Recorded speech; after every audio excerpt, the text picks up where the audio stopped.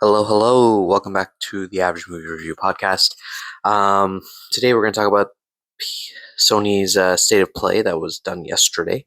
A lot of games were revealed. I don't think the games that people wanted to be revealed were revealed, but it wasn't that bad of a State of Play. I'm not going to lie. Like, when I first initially saw it, I was like, oh, like, what is all this? Like, I don't really care. But then now looking back at it like 24 hours later, I'm like, you know what, it actually wasn't too bad. It was actually pretty decent.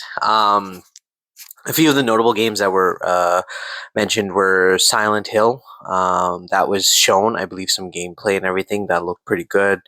For a horror-based game, Silent Hill games are pretty straightforward. There's nothing really special about them, but they're still fun to play regardless. Metal Gear Solid was also revealed as well.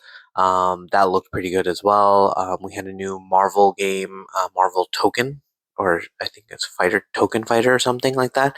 Can't remember the name, but that looked a lot of fun. It was giving Marvel versus Capcom style, but it looked really, really good. Like there was a lot of nice things to look forward to. The fighting style looked a little different. There was a 4v4 situation.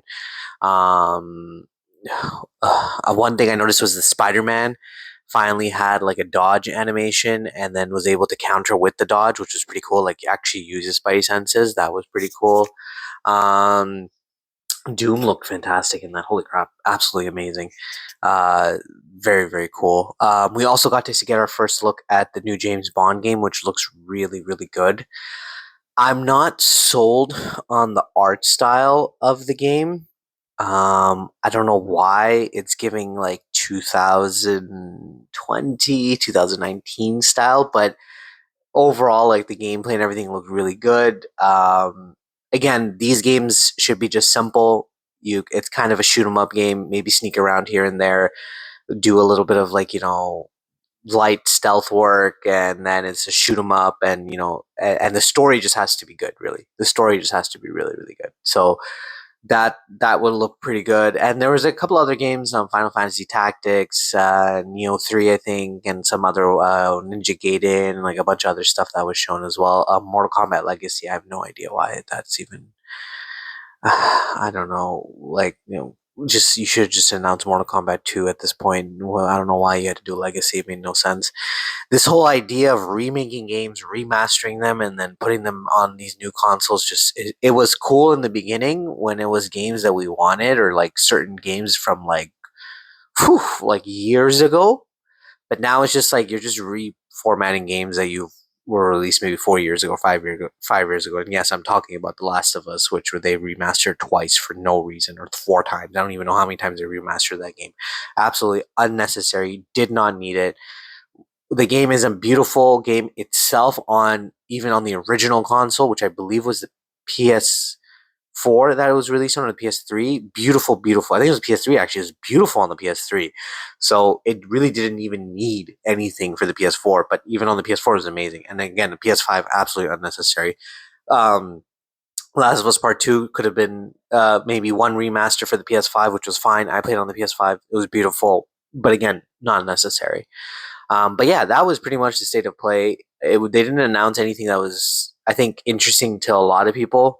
They didn't. People really want the Dark Souls remaster. No announcement of Wolverine or Spider Man. And I think that's just because I feel like Insomniac Games kind of just gave up on those two games after the leak. I don't know what got into them. Like Spider-Man 2 hasn't received any sort of DLC, nothing to continue the story whatsoever. And it's kind of disappointing because although maybe it didn't receive the best reception when it was released, like people still enjoyed it, but people still had their issues with it. I thoroughly enjoyed that game. I played that game every day. I loved it. It's still going to be one of the best Spider-Man game series, right? Spider-Man 1 and Spider-Man 2 compared to like I'm talking like Spider-Man 2 back in like 2007, like that one. That's what I compare it to. That's what I compare pretty much all Spider-Man games, and the Ultimate Spider-Man that was also released. That's what I compare it to, and these games were just amazing. So I don't know why they're taking so long to release anything for Spider-Man 2, but even also like any news in terms of Spider-Man 3, You also have no news for the Wolverine, which looked really good. Even though the leak stuff looked really good, people complain. People will always complain. It's just a normal thing. It's a natural thing we do. I think people. I understand when people are trying to hold people to standards, certain standards. That makes a lot of sense, but you should also appreciate what you're getting as well. Like if we're talking about like a solo based Wolverine game, like the best Wolverine game is X-Men Origins Wolverine. Back in the PS2 GameCube days, like that was literal PS. Was it PS2 or PS3? I can't remember, but that was literally the shit. Like that was so good. And if you give me a game just like that again, I'll play it because it was that good. Again, those games, it's really just Wolverine just going up and clawing shit up. Like it doesn't need to be anything more than that. You can add a stealth mechanic to it. You can do certain things like that, which they also did.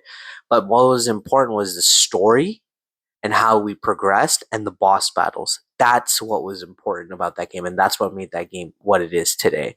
So it's the same thing again with this Wolverine game. The leaks that we saw, the action, the gameplay looked really good. It looked normal, basic stuff, but it looked fun to play. And on top of that, all we need is just a good storyline, which Insomniac is pretty known for. Like they can do it. I'm pretty sure they can get that done. But if you give us that, I think the game will be fire. Like I think the game will be a 10 out of 10. But again, these are just things that people don't understand, I feel like, or they don't see it. Like they expect too much. Like, I don't know what more you can expect from a Wolverine game besides you being Wolverine and just clawing shit up. Like I don't know what else you want from it, and besides a good story. Just like how the James Bond game, like I don't need puzzle, like maybe a few puzzles here and there, but I don't need anything over complicated. It's just a James Bond game. Give me a level with the Aston Martin.